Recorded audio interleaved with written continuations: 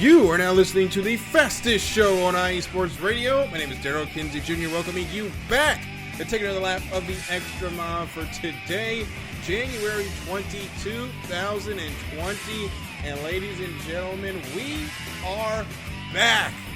It feels so good to be back on these airwaves with you once again. And of course, joining me, my co-hosts, Christopher Lehman, Michael Ward are with me as well. Gentlemen, welcome back. It's good to be back. Yeah, it's been a fun off season, but I'm ready to get back to it. Yes, we are so happy to be back to give you our thoughts, opinions, and the news on Formula One, NASCAR, IndyCar, and whatever motorsports catches our fancy, from hydroplanes to drag racing. You can hear it here on the Extra Mile. Well, fellas, welcome back. It has been a relatively short off season for us compared to most years, with the Formula One season deciding they were going to go into freaking December this year. But I can happily announce all the series should be wrapped up by Thanksgiving this year, so we will not have to go that deep into the year this time around. Well, that's a good and a bad thing, isn't it? Yeah, I guess you're right, because the bad news is the racing season is shorter. The good news is we don't have to try and drag out those last couple of weeks when Formula One is the only thing that's going on, especially with what happened at the end of this season. And believe me, we'll get to it. But before then, I just want to, Chris, Michael, I haven't really talked to you on a weekly basis in a couple of months now. How was your end of 2021? It was good. I had a good time. Work's been good, and family's been good. And what else can you really ask for besides those two things? So, how about you, Michael? I got sick. Oof. Sick. I hope it wasn't COVID-19, but I think we talked about it. It may have been. Oh, most definitely was COVID. Yeah, that's unfortunate. That Omicron wave really came through and messed things up. Thankfully, it looks like it's starting to go down as we're going to be going back outside here once again. And hopefully cases will drop off to a negligible amount. Things have been going well here, other than we had a COVID scare over Christmas. Thankfully, no one was actually sick, but that's a story for offline that we'll get to. It wasn't any of our faults, but we're doing good, and I'm glad to be back here and getting to talk on the show. I know you guys are wondering, hey, what did you guys think about what happened at the end of the F1 season? Well, let's talk about that. We don't really need to go into specifics on who won the race. We know Max Verstappen won the race, won the championship. That's not what we're going to talk about. We're going to talk about the how. And I have to bring this point up. In the month of conversation, the folks that are, I guess you can call it like the pro-Max camp. Like, I'm not going that far, but some people who are now outraged at the outrage are basically saying, well, you're just mad Max Verstappen won the championship. No. It is far past Max at this point, even on that day. Y'all know I wear my Lewis Hamilton fandom on my sleeve. I put that up front. Y'all know I'm a fan of him for obvious reasons. If you've seen me on Facebook or my Twitter profile picture, you kind of know why. If Max Verstappen had won that championship by just making the run on the hard tires on that second stint in passing Lewis, or Lewis blew a tire and had to pit or had an engine problem or something of that nature, we wouldn't be talking about it right now. You would just tip your cap, say good race, it was a great season. The Saudi Arabia GP officiating was weird, but it is what it is. Max won the championship. Good luck to you. We'll see you next year. I'm just going to say it black and white. That championship was rigged.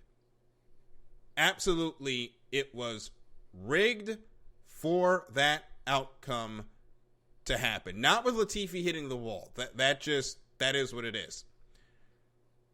You make the decision 2 laps before the end that you're not going to allow lap cars to pass. There isn't a radio transmission played, and I don't know where in the story this was played, because obviously these messages are delayed when they get to TV. Christian Horner saying all they need is a lap, and Massey saying, hold on, I'm trying to figure out how to restart this race. Now, when that message was played on the TV, then we find out we're going back to racing with the lap cars staying in position, which, okay, fine. Then we find out the lap cars between Lewis Hamilton and Max Verstappen are going to be allowed to unlap themselves. Everyone else has to stay in position. And we're going to go back to green at the same time. That is a flagrant violation of the FIA's own safety car rules. The safety car rules state, and this is publicly available on the FIA's website, all the lap cars have to go past the leader and join the end of the field. The race can only restart the lap after that process is complete. That is in the rule book. Even with that rule that they cited that the race director can do whatever at any time, supposedly. Anytime there's been an issue trying to restart the race with the restart rules have been applied. The only reason the rule was changed in that moment was to get a great ending for that Netflix show. And that might be putting on my tinfoil hat. I'm speaking cynically, but looking at everything, this was intentional. And I don't know who called the shots between the time Massey said we're not going to have the lap cars pass to only these certain cars are going to pass and then restart the race at the same time. But he's got to go, and everybody in that room that caused that has got to go. Because the Formula One championship has been irreparably damaged by what just happened. You cannot tell me that if we have this situation again coming into this year with Max and Lewis or Max and George or whoever's close, that we may see manipulation from the race director. Not anyone on the track, not any of the teams, the sanctioning body in influencing who is going to win the championship. That cannot ever happen. Ever. You have turned it from a sport into WWE. And people want to talk about NASCAR's WWE. NASCAR is not WWE. What you saw at Abu Dhabi was WWE. And I don't know about you guys. I'm going to step out and let you talk about it. I can't trust the stewards or the race director going forward because they've already shown they will flagrantly disregard the rules to get the outcome they want. And if that's the way the championship is going to be, I'm going to have a real hard time trying to watch the championship this year in 2022.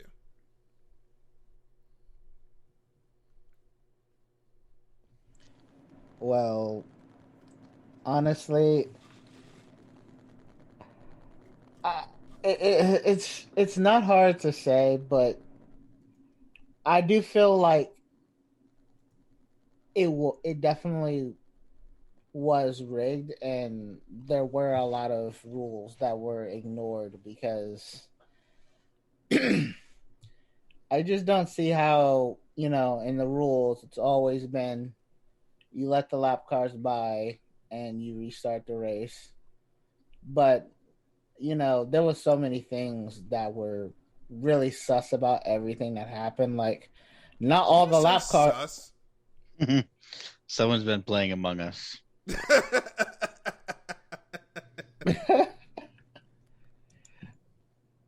Okay, suspicious. No, you made your bed. It's too late now. Oh man, I dug my own grave. Um, like all the lap cars didn't actually get their lap back. A couple cars actually didn't get their lap back, which was even more suspicious. And then, not even the crash, the whole ordeal with the safety car Mm-hmm. was also really suspicious. Like a lot of things that happened really were suspicious, and not to mention Maggie's inconsistency throughout the whole year. Oh goodness. I think this and Saudi Arabia were definitely icing on the cake as to his inconsistency. Well, when we came back for the special show after Saudi Arabia, I said he's got to go. Like, that was an absolute crap show.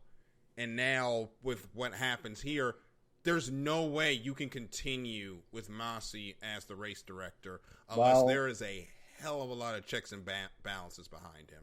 Well, he's still there. At this point, they're not going to change their uppermost leadership. Yeah. I think that we've got him for another year. I'm surprised they didn't sign him to a contract extension, to be honest. I'm not going to be able to trust the race director then, and that's a problem. And I think anyone in that paddock has got to stand up and say, look, the race director influenced the outcome of the closest championship we've had in years. And this is my other problem with Formula One. Every time there's a close championship, BS happens. We had Senna just dumping Prost in the 80s on the first lap of the Japanese Grand Prix. We had Schumacher trying to kill Villeneuve, Schumacher trying to kill Hill. And now this. Anytime there's been a close championship, there's been BS. It's a sport that can't stay out of its way. Someone make me understand why Formula One always gets in its way when we have a close championship. We shouldn't have to have an appendix for a BS incident that happened at the end of a championship, and you're supposed to be the pinnacle of motorsports in the world. NASCAR doesn't even have these problems. And people dump on NASCAR all the time. But at least when NASCAR changes the rules, they change them at the beginning of the year so that everybody knows what's going on. Or they change them midweek so everybody knows what they're going on. Not with 2 laps to go.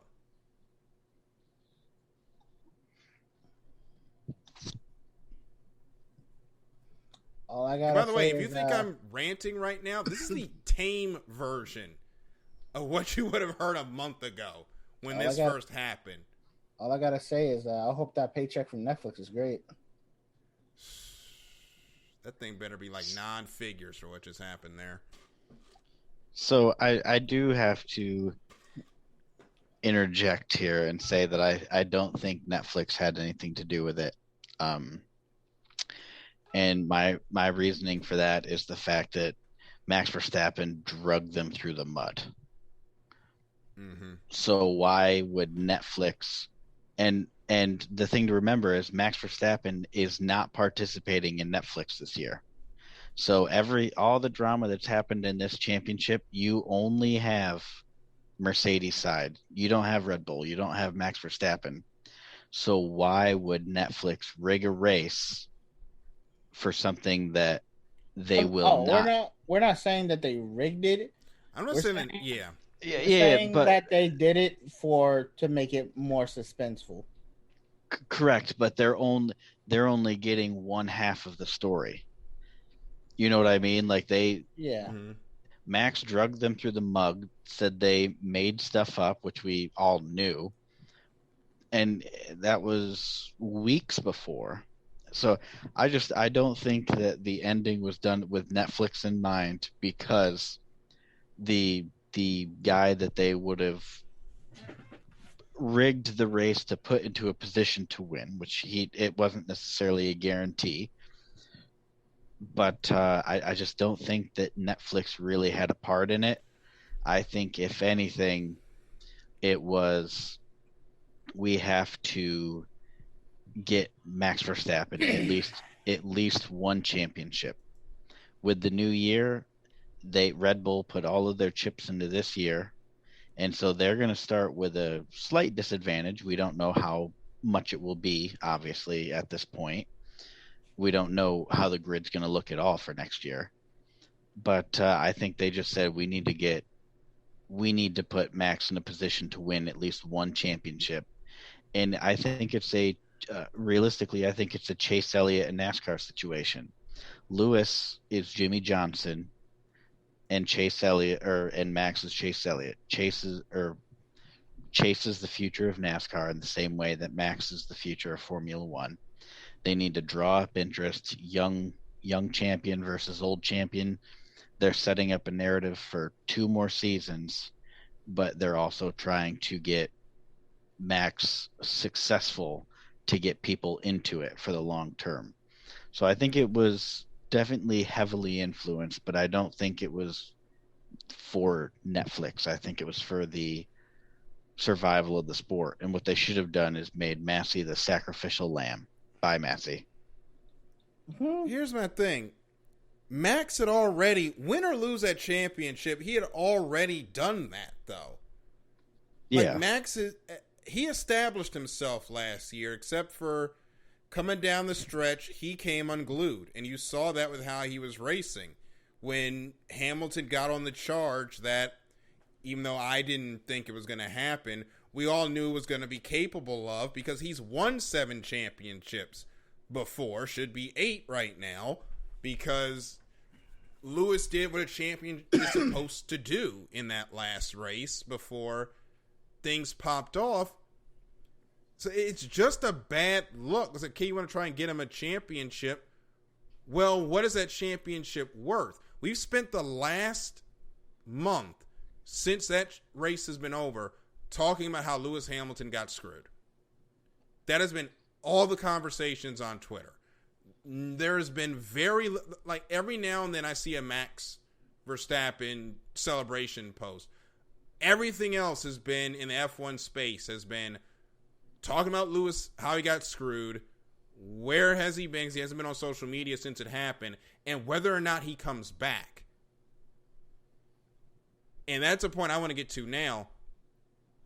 They're going to have some hard questions, Formula One, hurled at them if their only black driver leaves after what happened last year. And he's the only one that's in the pipe right now. I don't see anybody else coming for the next decade, to be honest. There's one kid, I think last name's Carrington, but he's in F4. That's going to take a long time for him to get the super license points if he doesn't run out of money, because we know how expensive the junior ranks can be. Especially with all the activism that Lewis was doing last year, it paints, especially when we got to Saudi Arabia, what him and Vettel were doing, it paints a really bad picture for folks that look like myself and Michael as to why things went the way they did. And I saw a lot of those conversations from black Formula One fans on Twitter, a lot of them who said they're not coming back. They're done because they feel their driver got screwed because of the R word. And I can't definitively say that's why they did it, nor will I, because we still don't know why it happened. There's a lot of folks that have made up their mind on what happened that day. And if they cannot get Lewis to come back, if he is really done, that black audience that Formula One had a chance at cultivating is gone. That's done. That's not happening. You screwed the black guy that has been shattered all the records, and folks that look like me start thinking some devious things as to why it went down. Do I believe it? I don't, because I don't have proof. But for a lot of other people, it don't matter. It really doesn't.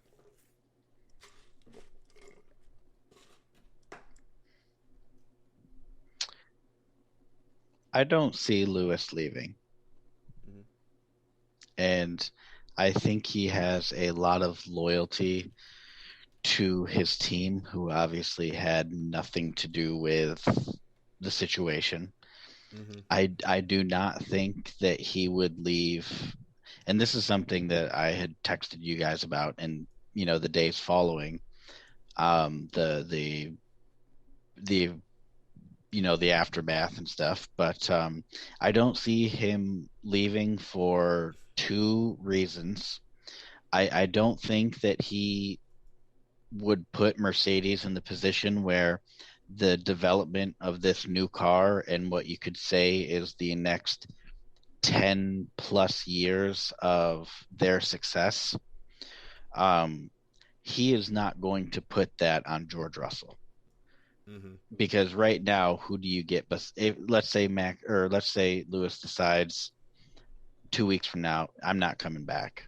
Who does Mercedes tap into, right? I mean, I'm sure they've got a short list of drivers, but who really has the experience of giving the engineers the feedback that they need to make this next generation car successful? You're not going to get better than Lewis. And I think Lewis knows that, and I do not think that he would put Toto Wolff and Mercedes in that position where they are losing out on very important feedback. Mm-hmm. And number two is, I do not think that, following up kind of in that role as well, I think that he is going to stay as long as it takes George Russell to develop into the number one driver that he can be, and that is both on and off the track. Lewis is the one thing that nobody can take away from him.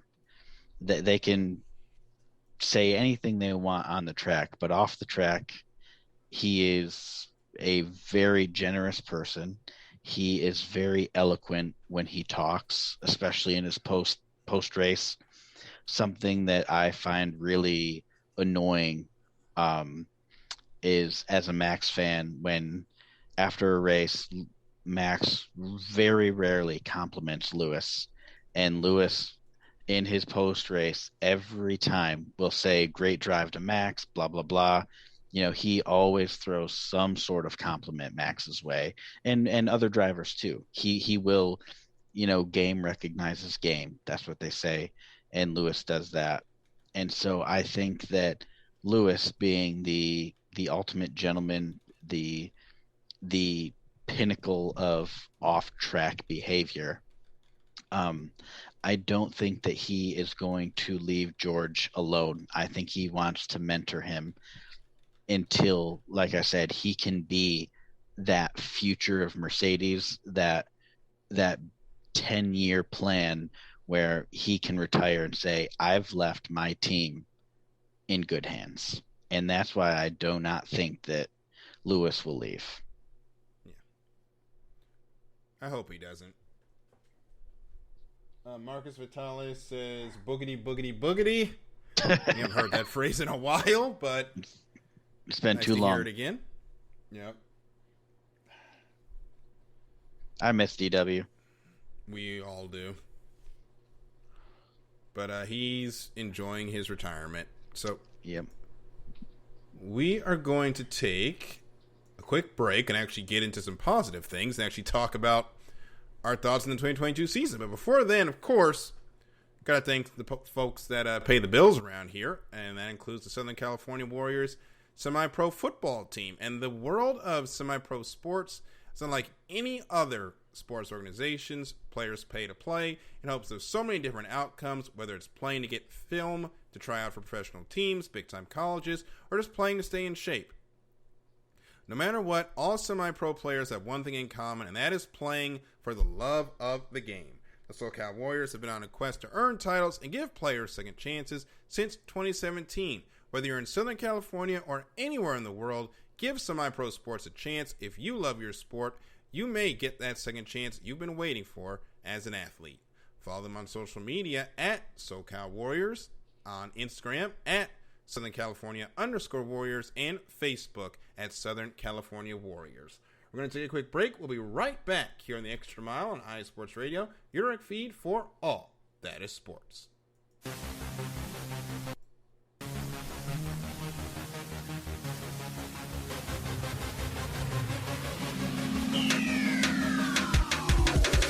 What's up, everybody? This is Darren Rodriguez.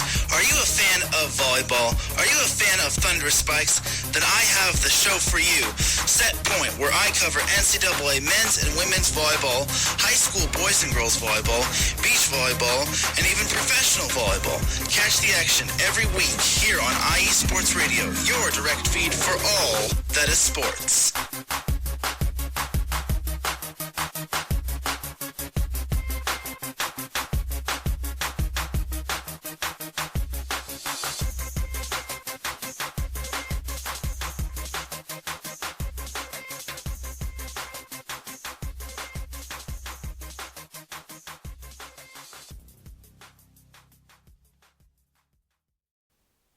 Attention, all sports fans!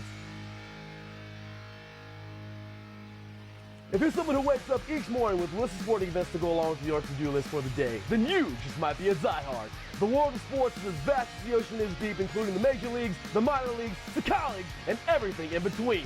This is me, your boy Larry B of IE Sports Radio, welcoming you to join me every Monday evening at 4 p.m. Pacific, 7 p.m. Eastern on The Defining Moment, a show that focuses on what really matters in the sports world, sports themselves, and nothing outside of them. Once again, tune in for The Defining Moment with me, your boy Larry B, every Monday evening at 4 p.m. Pacific, 7 p.m. Eastern on IE Sports Radio, right here on Spreaker.com. We'll see you there.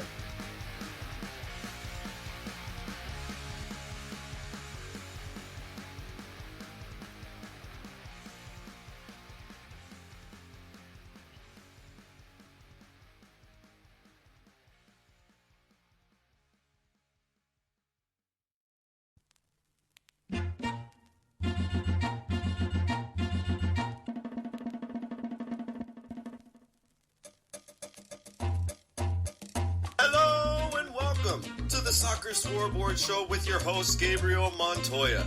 This is the show for soccer, football fans, or whatever you call the beautiful game. Every week, I tackle the latest and greatest news from around the soccer world. From the English Premier League, to the World Cup, to MLS, Liga MX, and more. You can listen to the Soccer Scoreboard Show and our lineup of fantastic guests every Friday at noon here on IE Sports Radio, your direct feed for all that is sports.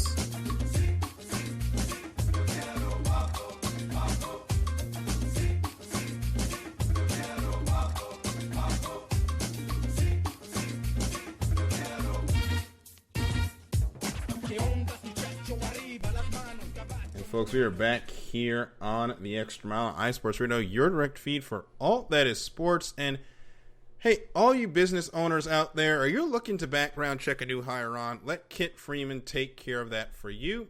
Kit has founded and has managed Background Check International since 1994, and he's here to help you with the screening process. Contact Kit and let him help make the hiring process that much easier. This business is used for professional background checks and not for the use of any crime such as identity theft or any other illegal activity. Check them out on social media on bcint.com and on Facebook at Background Check International BCI. So we're back here on the Extra Mile. Go ahead. For you, Daryl. Mm-hmm. Do you think when Henry gets old enough to start dating, Kit would be able to do background checks on potential dates for my son? I mean, technically, that's not illegal activity, right? That's what I'm wondering. Ask him about that, but it might be something he can do, or maybe a service he can pick up, private investigator. Every time we do the read, I always think about that. Like, what if someone wants to stalk their ex or something? Well, stalking's illegal, so you probably wouldn't do that. Oh, but, yeah. See, there you go. Check up at least. Yeah. Actually, I'll digress here for a couple of seconds. In my day job, if you know, some of you may know, I'm a newspaper reporter in Southern Maryland, and there's a site here in Maryland called gotta think of the actual name. I keep forgetting it, but it's the State of Maryland Courts Case Search website. You used to be able to just go in there and like search up all the cases for like a week. Like, you can still do it, but it was a lot easier. They just changed how the system works to try and give more safety. And before that, my aunt would be on there. I could give her a name. She could find anything someone's ever done from the beginning of time on that website. And they have it all the way back to like 1986 and beyond. As far as if it's on your criminal record, it's on that case search website and people can find it. So they've changed how it works. We figured out a way to still be able to do our job, is about as far as I'll go with that. But they're also trying to make some changes so that we can still do our job as well. So you heard that it here, background information folks. is important. If you can't hide a parking ticket from Daryl's aunt, No, you she cannot, will find. If you are in the state of Maryland, she will find you. Yeah, my aunt should have been an FBI agent the way she does that stuff. But anyway, I digress. Let's get back into it. Let's actually talk about some happier stuff. It's a new racing season. Ever since my entire life, this has been the most exciting point. I know we've got some diehard NFL fans that just count down through, preseason, which preseason football's not that good, guys. We just like it because we miss football, but it's not good.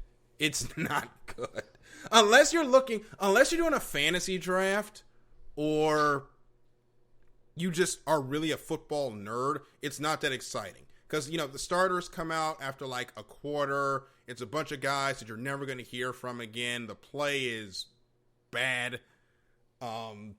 It is what it is. You guys are going to be the Commanders, aren't you? Isn't that what something the league like name that? was? We'll find out in the next couple weeks. I would like to know what I think it was Commanders. I think it was the Washington Commanders. There's actually, and not to sidetrack too much, but there's actually, you can bet on what the name will be, obviously, because you can bet on anything. But they're also taking bets on if the name will include the word red. Look, ever since they introduced sports betting, there are some absolute degenerates that will bet on any and everything. That is the only thing that statement tells me. Yes, you can actually bet real money on whether the new Washington football name will include the word red. Oh, goodness. Which, like, Red Commander, Red Admiral, I mean, that doesn't make sense. No. I think the way it sounds, if you bet it yes, you're going to lose your money. Or if you bet yes, you're about to lose your money. But going back to where we were, you compare that to this offseason with racing. And I don't know why, it just feels like things just start ratcheting up, especially when we used to have preseason thunder. Yeah, it didn't matter, but it's all like the top teams. It's like everybody that's going to be in the season, they'd be down there at Daytona running the laps and everything, and it really got you amped for the start of the season. And that's how I think, diehard football people feel about preseason football, even though, as we've said, it's not very good. This season for NASCAR, and we'll start with this series before we get into everybody else, I think has been the most important off-season since they stopped preseason thunder with all the next-gen testing that's been streamed coming into this year. And they did something that, while they weren't listening to me, is something I advocated for on this show when testing this new car, that they run some practice races to try and figure out how this car is going to run on intermediates. And as we saw, fellas, they're going to go with the 670 horsepower package everywhere with the 4-inch spoiler. And if the racing holds up like that last test race they did in Charlotte, I'm really excited because the intermediates this year are going to be a lot of fun in the Cup Series. Yeah, one can certainly hope that what they tested, in a race simulation, but it wasn't a race if we're being honest. But if we can get a fraction of that, I think that we're going to be in for some excitement. And what I would say to anyone listening is there's going to be a lot of hate on this package, no matter what. You could have the best string of races you've ever seen in your life, and people are still going to hate it. But I'm not going to be one of those people. I don't think either of you are those types of people. I mean, we're talking the people that whenever there's a 550 package race, they would just vote no on Jeff Gluck's poll, regardless of how good of a race it was, because it was the 550. Those people are still out there. They are still going to complain no matter how good the racing is. So what I would say is don't be on Twitter for the first mile and a half. Just stay off, form your own opinion, and then delete the Twitter app and just never go on it again. And do that. Hey, I have to for work and this show, so I can't do that. Yeah. And if you don't delete Twitter, follow us, obviously, or follow us before you delete it. But I think it's going to be exciting. I think they did a good job of hyping it up by getting Dale Jr. out there testing. I mean, just that headline alone gets a whole group of people that might not have even been paying attention, or he'll help out, with some positive press about it. So all in all, I think we got some good momentum going into this season. I know we'll talk about the Coliseum race, so I will hold my thoughts on that until we get to that segment. Yeah, it's going to be an exciting time in NASCAR. We've got a lot of drivers moving around. Brad Keselowski owns his own team now with RFK Racing, which is ironic because, or not RFK. I guess we call it Roush Family Keselowski, but it's interesting because that used to be the name of the Washington football team stadium, RFK Stadium we used to call it. So I find that interesting, but you got that going on. You've got Austin Cindric now in the Cup Series. Harrison Burton is taking over the Wood Brothers ride for Matt DiBenedetto. And I'll digress here for a minute. Has anybody really burned their goodwill as quickly as Matt DiBenedetto did? Because my goodness. I was really hoping I'd never hear that guy's name again. Brandon Brown. Brandon Brown's done a good job of it. Jesus Christ. We're going to need another show to talk about the off-season controversies in NASCAR. I mean, if you want to go back 2 years, we can talk about Kyle Larson. Hey, he's kind of redeemed himself from that. There's no shortage of stupidity going on in NASCAR, is I guess what we're trying to say. Yeah, there's been a lot. And thankfully, the best thing is everybody get to go do what they're good at, which is racing again. And it's going to be a lot of fun with this new car. It's back in the driver's hands for the most part. These cars are going to be very hard to handle, as we saw. Tyler Reddick went for a spin like 3 or 4 times during the Charlotte testing. So you're going to see drivers having to hold on and actually wheel these things. And it's going to be back where everyone wants it, in the hands of the 40 best stock car drivers in America.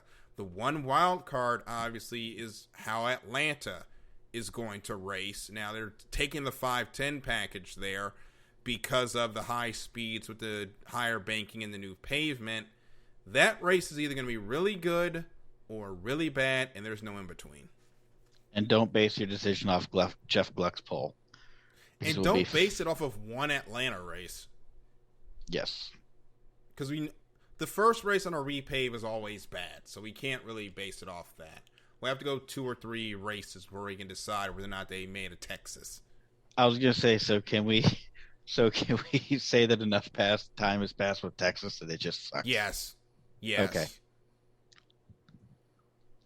I think the thing I'm most excited about, not to either jump ahead or just switch completely, but I think what I am most excited about with this new car is composite bodies. Yeah, so they're going to actually be able to rub fenders and not kill somebody's tire anymore. God, that was annoying. I mean, the Darlington stripe is fun, but it sucks when your driver tags the wall and is basically out after that. Mm-hmm. And I just think the composite body is going to make the guys like Kyle Larson, Christopher Bell, Tyler Reddick that just love those high lines. I think it's going to make races a lot more exciting, and drivers that aren't accustomed to running that high line for whatever reason, they need to learn. Because all that this did was tell those dirt drivers, you can run high all day and there will be basically no consequences. No. And I think racing will change. Not immediately, but I think you're going to see a return to the high line. As a overall, a majority of the field will be running high lines from here on out. And that's going to go right back into the hands of folks like Kyle Larson, who made a living running that high line in the 900 horsepower cars. Now they got more horsepower. They're getting back into it, and they're going to run that high line. So they'll get back racing with the Coliseum, with the Busch Clash. We've heard a lot from you, Chris. I want to get Michael in here, then we'll come back to you. How do we think that race is going to go? I think it's going to be exciting. Don't go in there expecting a classic. Just expect to have some, like NFL preseason football. It's some dumb fun and racing's back. That's really the only good way to look at this race. Michael, what do you think? Honestly, I'm just going to sit down and watch and enjoy, honestly. Mm-hmm. It's just racing. It's a short track. Yeah, just glad the racing's back. Just sit down and enjoy it.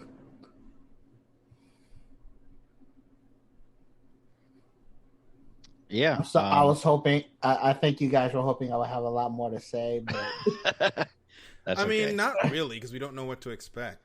But Yeah. I just think it's a race. Like, let's just sit down and enjoy it. Mm-hmm. Absolutely. We can leave the speculation for the race after Daytona. Yeah. So, like I was saying, kind of in our pre-show, I don't have a lot of expectations. I think this is going to be very much an exhibition race where nobody wants to tear anything up. Like you were saying, Daryl, there are supply chain issues. It's affecting the world. So NASCAR and motorsports are obviously affected by that. And you have a field of people in a brand new car that they've never driven in a race outside of a race simulation. And the track is so small, I think there's going to be some beating and banging, but there's not going to be real exciting racing. I think it's going to be a little, like I said, a little bumping and banging, but nothing serious, and nobody is going to want to do any type of substantial damage to their car just to win. Like we were saying, there's one of the teams, and I can't remember who it was, they only have 2 cars. So do you really think, people at home, do you really think they're going to bust up one of their cars in a non-points paying race? Absolutely not. They're going out of there just purely hoping to not have to replace too many parts on that car. And that's how all the teams are going to be. So don't expect a lot from it. Like Michael said, it's after Daytona. That's where you should start really taking in the racing and forming your judgments. So I just saw something on Twitter, a little bit of breaking news before we switch gears. Dale Earnhardt Jr. is going in the Hall of Fame. Yeah. Oh, congratulations. Yep. 2-time Busch Series champion, won a couple of Daytona 500s, really dominated super speedway racing, and became the face of NASCAR for pretty much his entire career. Unfortunately, he had to live through the shadow of one of the worst days of his life, which was the loss of his father during the 2001 Daytona 500. Now, Dale Earnhardt Jr., he's the first ballot Hall of Famer. So congratulations to him. There's been some controversy about that. Folks, it is the NASCAR Hall of Fame, not the Cup Series Hall of Fame. That's what I would say about that. So, it's 8:50. We're going to go a little bit longer tonight just to get through all of our preview thoughts. We actually ended up starting a little bit late due to some technical difficulties on this side. So, we're going to keep going.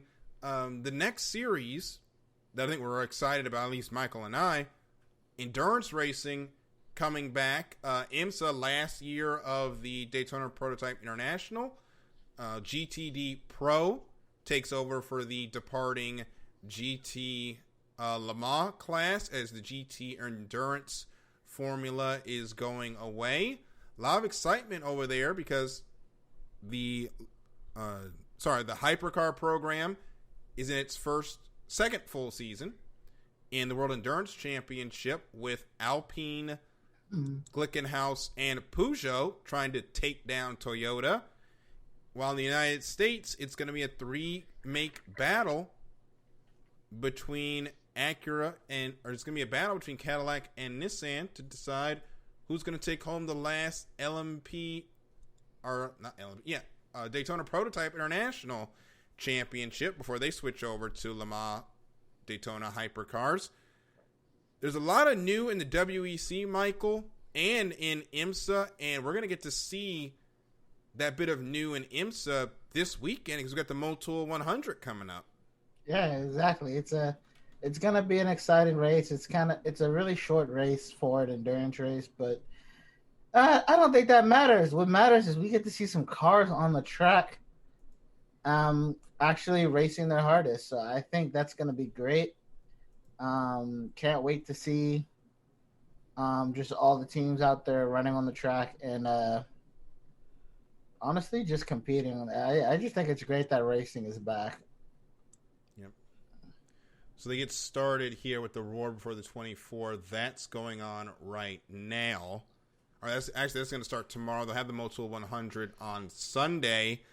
Chris, how excited are you for the Rolex 24 next week? 61 cars to say hello to the international racing season in 2022 getting started next week. Yeah, it's always exciting. It's the first big race on the calendar for most of us. I guess with the exception of the Chili Bowl for those of us that care about it. But for a lot of people, it's kind of the first race that they're watching for the year. And yeah, 60-some cars, exciting. That's a big field. I always try watching a couple hours of it, but I'm not the type of person that sits down and watches for 2, 3, 4 hours at a time. I just kind of pop on, I'll watch for a half hour or so, and then usually when I lay down to go to bed, I'll watch it for an hour or two before falling asleep. So I'm a very casual fan, but I will watch long portions of the 24 hours of Le Mans though. But exciting either way. Exciting day. It's the first big, like I said, the first big race of the year. Like how everybody loves preseason football because football's back. Same way with racing. It's the first race. Everybody's excited. It usually does pretty good with the number of ratings, and a big portion of that is the fact that it is the first big nationally televised race. And Michael, that GTD Pro class has got a lot of people excited. That is the GT3 category with all the pro teams in it. You're going to have BMW, Cadillac. Not Cadillac, sorry. Going to have Corvette. Going to have BMW in the class as well. I believe we've also got Porsche, Mercedes, AMG is going to be in there. Got Aston Martin, Ferrari, Lamborghini, a couple of Lexi as well. It's going to be an exciting category, and you got all these pro teams split into their own race so that the amateur teams in GTD also have their own race. And if GTD Pro picks up from where GTLM left off last year, that's going to be an incredible championship every lap of the IMSA season. Oh yeah, definitely. I think I'd be watching that more than the DPIs, to be honest with you. Well, there's only 6 DPIs and there's 13 GTD Pros, so I think I will also be paying attention. Or actually, there's 7 DPIs in the 24, but I'd definitely be watching that class as well. And then going over to Europe, I love the hypercar. I know a lot of people have mixed feelings about it.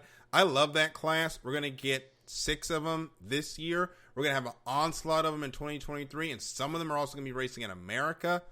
I just wish we could fast forward this season just for endurance to get to 2023 and get all those hypercars on the track.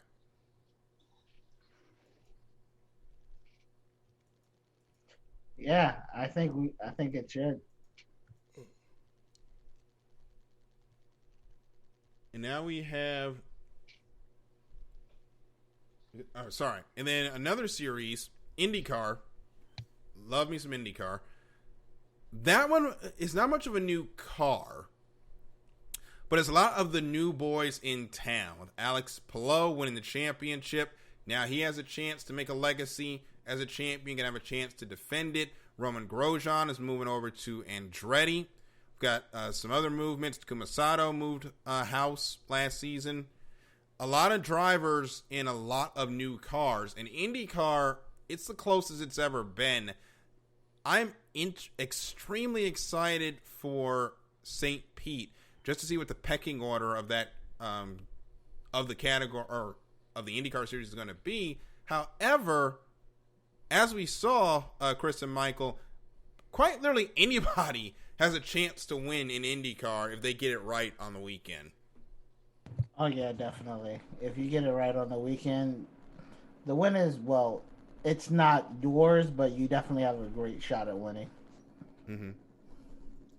Yeah, I mean, we saw last year these young guns really came out swinging, and it's going to be exciting this year to see if there's a you can't actually call it a sophomore slump, but you guys know what I mean. The young guns really put on a show last year. Does the old guard have anything to say about that, or what do the young guns keep on coming for them? It's going to be a really fun storyline to keep track of this year. And like you were saying, if you unload good, you got a good shot at it.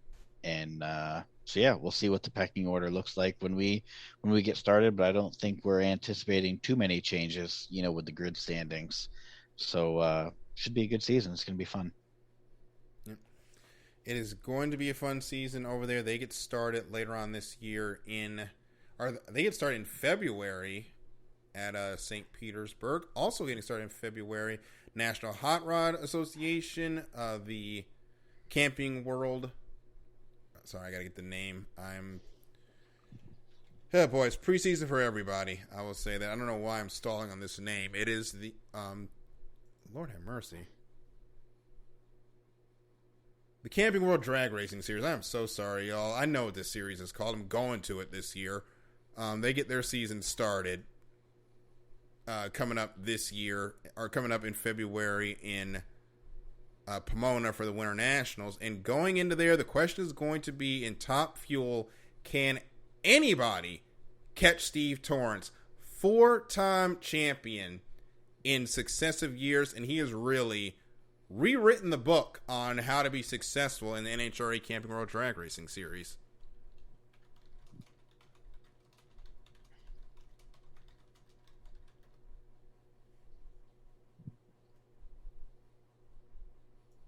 Anybody?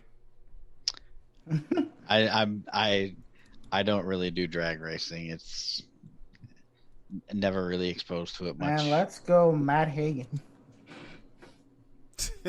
Yes, Stuart, Matt Hagan is our show favorite. Let's go the Stewart Haas Racing and the Dodges. Yeah, let's go. Yep. Look, I know about Gary Busey, and by that I mean John Force. But that's really it. Yeah.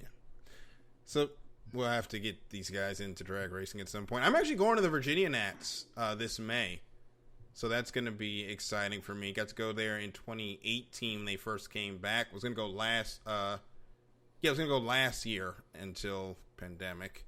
But Yeah, I'm excited to get back out there and getting to see some NHRA drag racing live once again. And you can watch all those races on Fox Sports and FS1 when that gets started up here in a couple of weeks. We'll get SRX back this summer as well. Yes, SRX is always fun. Which is good. That was really exciting. I'm looking forward to that again. That was a lot of fun last year. I think what made it so fun was it was 6 weeks of short track fun racing. The races were not overly long. The first race was like excruciating to sit through, but they figured it out. And it sounds like we're getting new tracks this year. And from everything that their Twitter says, it sounds like they're going to be moving tracks every year. They want to have a couple spots that are rotating tracks, kind of like how they have a couple cars for like hometown heroes and stuff like that. So I think that SRX definitely has a lot of potential, and I'm looking forward to it again. You can't wait to see some SRX in action. I wonder what drivers are going to be a part of it this year. I know Ernie Francis Jr. really made a name for himself last year. I think he's going to be doing something either in USF 2000 or Indy Lights. I believe next year. I think it was Indy Lights. Yeah. Yeah, with Force Indy. So that's going to be a lot of fun. Didn't he get a truck ride last year too? I believe he did, but something happened and the race didn't go very well for him, if I remember correctly. I almost thought that it was like Bristol or something that he got a truck ride for, but I could be wrong. I will Google it. But either way, Ernie Francis Jr. was the unforeseen, like, star of SRX racing. Yeah. Like, I don't think most people even knew who he was, myself included. And by the time it was over with, you had a hard time not rooting for the guy. He's a good guy. He ended up finishing second in SRX points, won at IRP, finished third at Knoxville, which is really the race where he became the standout favorite that we know him as now. And I'm wondering, are they going to keep the same set of legends, or will we see some new guys get on there? I can't imagine Bill Elliott's going to try and get back into a car this year. He had the worst luck. Yeah, he did. But no, I mean, my guess is that like Castroneves, Tony Stewart, obviously. I'd like to see Francis Jr. back again. And who was Bill Tracy? I don't need him back. That's mean. That was mean. I'm sorry, but I just don't think he did anything for it. I think he was the blight on the whole series.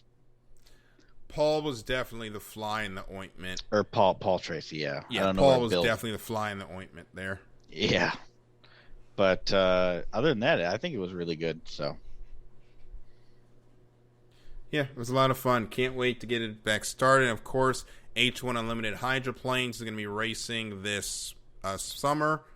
There's rumor that they may be returning to an ancestral home of the series in Detroit, Michigan, racing out there near Belle Isle. No confirmation yet. We'll find out later in the year about whether or not that race is going to go ahead. Got a fleet of up to 13 could be a part of the H1 Unlimited season this year, as Strong Racing, J. Michael Kelly, going to try to back up that Drivers' Championship, while Jimmy Shane, well, he was a heat in Gunnersville from winning the championship outright this season, with them running two different boats due to the pandemic. That baby blue and white home street boat will be back out on the water for all the races this season, and Jimmy's going to be hunting another Drivers' Championship and another National High Points Championship for the teams to keep the number one on that boat. So that is something we will be watching throughout this season. Well, fellas, it's going to be a lot of fun, and I'm glad to be back to talk with you about it all season long. Yeah, I can't wait. We got next 10 months or so worth of exciting stuff to talk about, and there's nobody I'd rather be doing it with than you two. So it's going to be a fun season. Yep.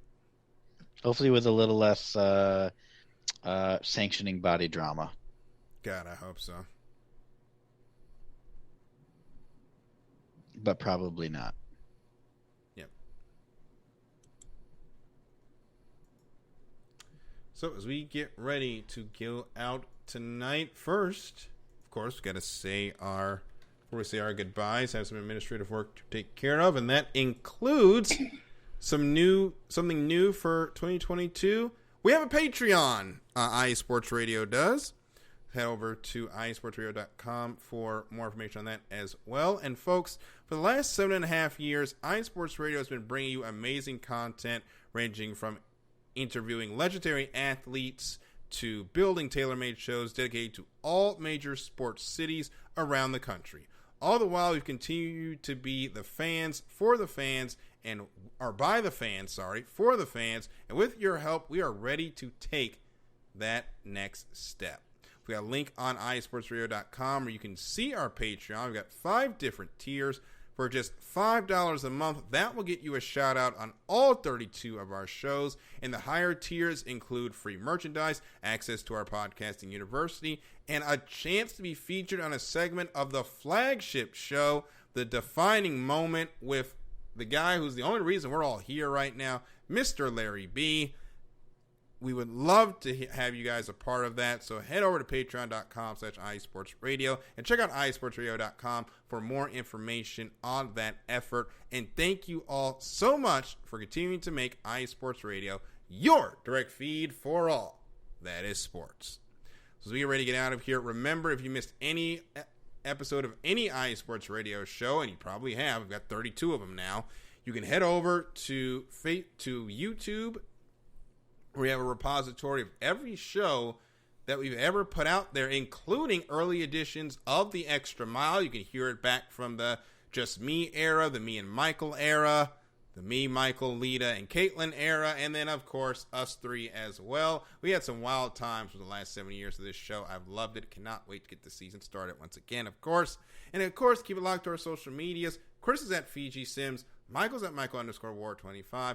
I'm at DK Jr. 12.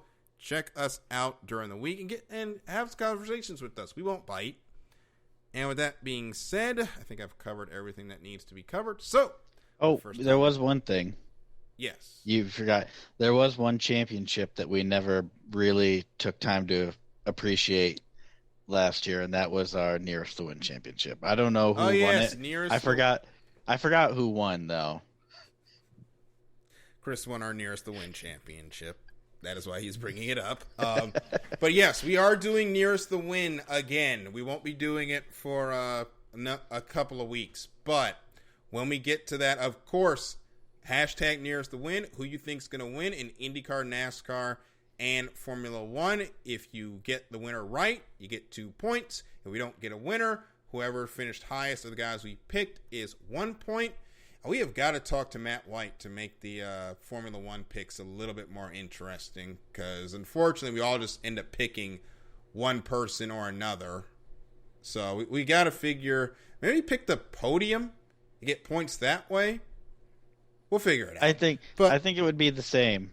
Maybe what we'd have to do is the highest finishing person who was not Max or Lewis.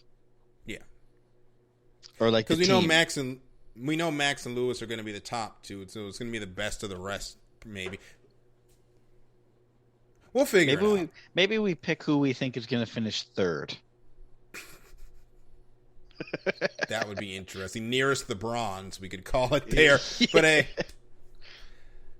we're going to have a lot of fun, folks, this season. Thank you so much for joining us on it as we get ready to embark on a brand new season of The Extra Mile. Well, for Chris and Michael, I'm Daryl. This has been The Extra Mile, and we will see you at the next green flag.